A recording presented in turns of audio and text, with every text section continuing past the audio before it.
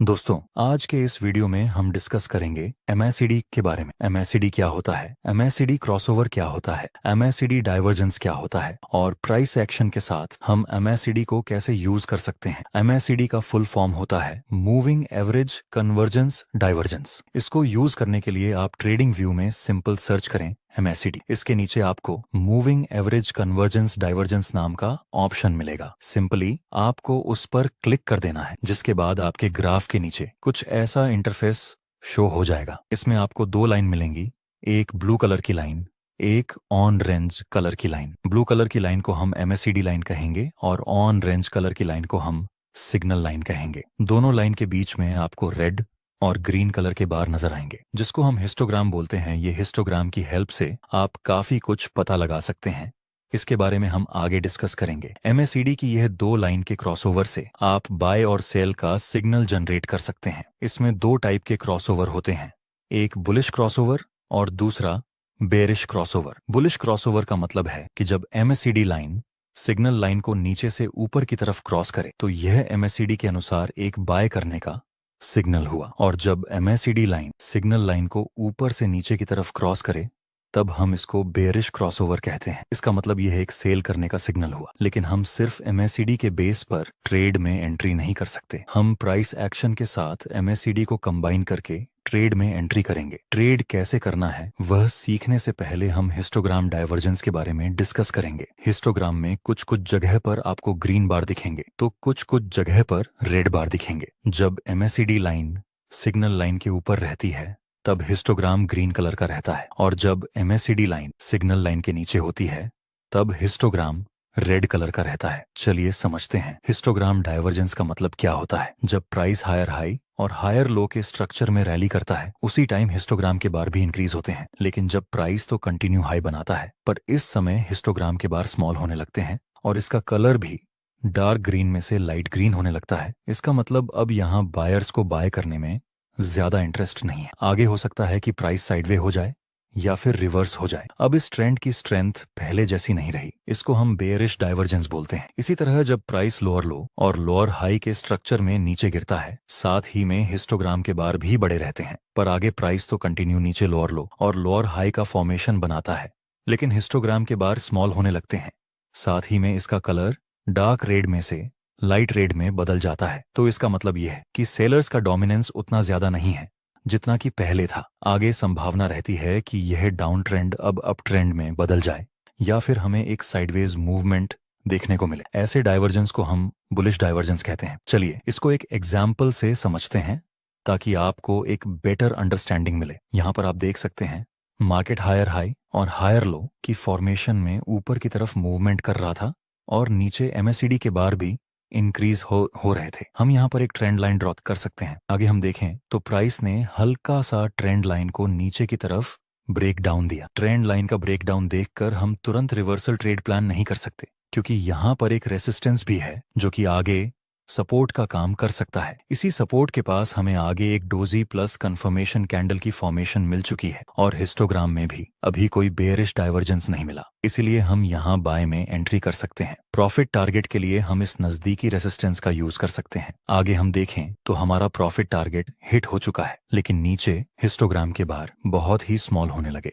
मतलब इस वक्त यहाँ बायर्स बाय करने में ज्यादा इंटरेस्टेड नहीं है, इसलिए ऐसी स्थिति में अपना प्रॉफिट बुक कर लेना ही समझदारी वाला काम रहेगा। इस वक्त हम प्रॉफिट टारगेट को ट्रेल करने में ज्यादा इंटरेस्टेड नहीं है, क्योंकि हिस्टोग्राम भी एक डाइवर्जेंस शो कर रहा है। नेक्स्ट, प्राइस थोड़ा सा साइडवेज होने के बाद डाउन ट्रेंड में रिवर्स हुआ। दोस्तों, अगर हमने इस जगह पर हिस्टोग्राम के डाइवर्जेंस को चेक ना किया होता और 50% प्रॉफिट यहाँ बुक किया होता, बाकी प्रॉफिट टारगेट को हमने ट्रेल करने के बारे में सोचा होता, तो यहाँ हमारा कंप्लीट प्रॉफिट लेने का मोटिव इनकम्प्लीट रहता। इसलिए आपको ऐसी स्थिति में एक बार एमएससीडी जरूर चेक कर लेना चाहिए। चलिए एक दूसरा एग्जाम्पल देखते हैं। यहाँ पर मार्केट नीचे आ रहा था और अभी अभी ये रिसेंट सपोर्ट ब्रेक हो चुका है। अब हमारे पास एक प्रॉपर डाउन ट्रेंड है। अब हम वेट करेंगे कि प्राइस फिर से ये सपोर्ट जो आगे रेजिस्टेंस का काम करेगा वहां पर प्राइस रिटेस्ट करने के लिए आए और कोई बेयरिश सिग्नल मिले, तब हम सेल में एंट्री करने का प्लान बनाएंगे। नेक्स्ट, प्राइस आता है इस रेजिस्टेंस के पास और बेयरिश कैंडल की फॉर्मेशन भी बन चुकी है। प्राइस एक्शन के अनुसार यह एक सेल करने का सिग्नल है, लेकिन ट्रेड में एंट्री करने से पहले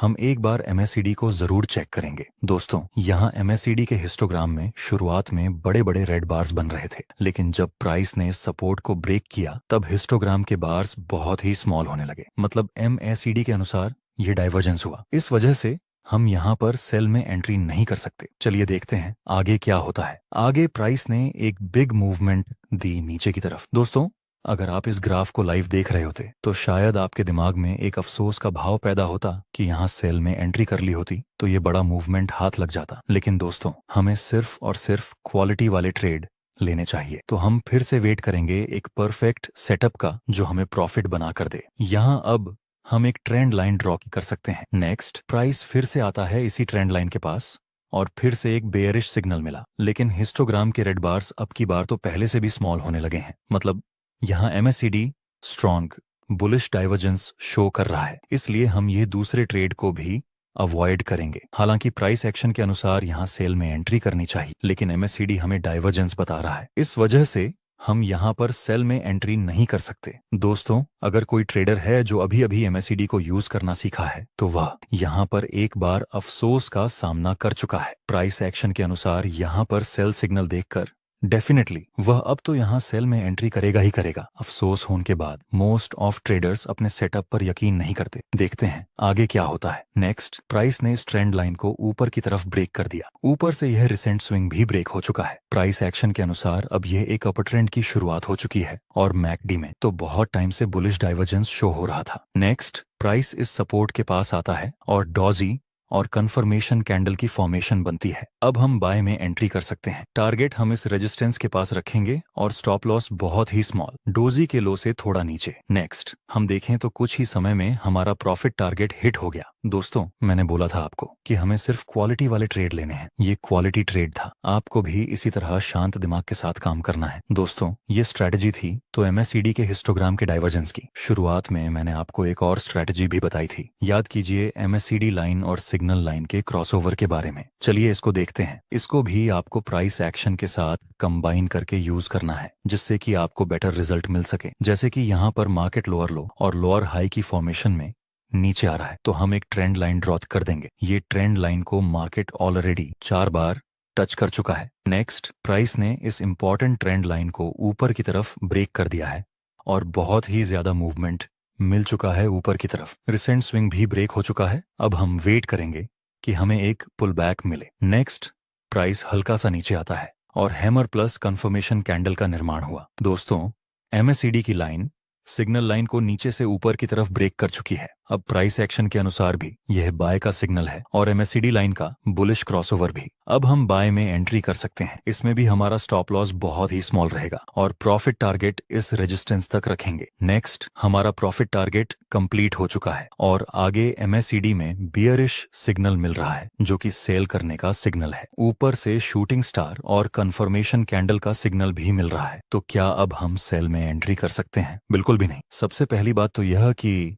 यह एक अपर ट्रेंड है। दूसरी कि यहाँ नजदीक में ही रेजिस्टेंस है जो कि अब सपोर्ट का काम कर सकता है। ये 2 मेन रीजन है कि हम यहाँ पर सेल में एंट्री नहीं कर सकते। बेयरिश कैंडल और MACD लाइन का क्रॉसओवर मिलने के बाद भी हमें सेल करने में जरा भी इंटरेस्ट नहीं है। नेक्स्ट, प्राइस में एक बड़ी गिरावट देखने को मिली और आगे जाके 3 वाइट सोल्जर का भी निर्माण हुआ और तो और नीचे MACD लाइन का भी क्रॉसओवर मिला। सब जगह पर बाय का सिग्नल मिल रहा है, लेकिन यह जो डाउनसाइड की मूवमेंट मिली वह बहुत ज्यादा है। इसीलिए ट्रेड लेने से पहले हम एक बार फिबोनाची रिट्रेसमेंट का यूज कर लेंगे। हम अब ट्रेंड का रिट्रेसमेंट चेक कर रहे हैं, इसलिए हम नीचे से फिबोनाची को ड्रॉ की करेंगे। प्राइस एक्शन के अनुसार भी यह 3 व्हाइट सोल्जर्स 0.618 के लेवल के पास बना है। अब हम बाय में एंट्री कर सकते हैं। स्टॉप लॉस रखेंगे यह 3 व्हाइट सोल्जर्स के लो से थोड़ा सा नीचे और प्रॉफिट टारगेट के लिए हम रिसेंट रेजिस्टेंस का यूज करेंगे। दोस्तों, अगर आपको इस वीडियो से कुछ नया सीखने को मिला हो तो एक लाइक जरूर कर देना।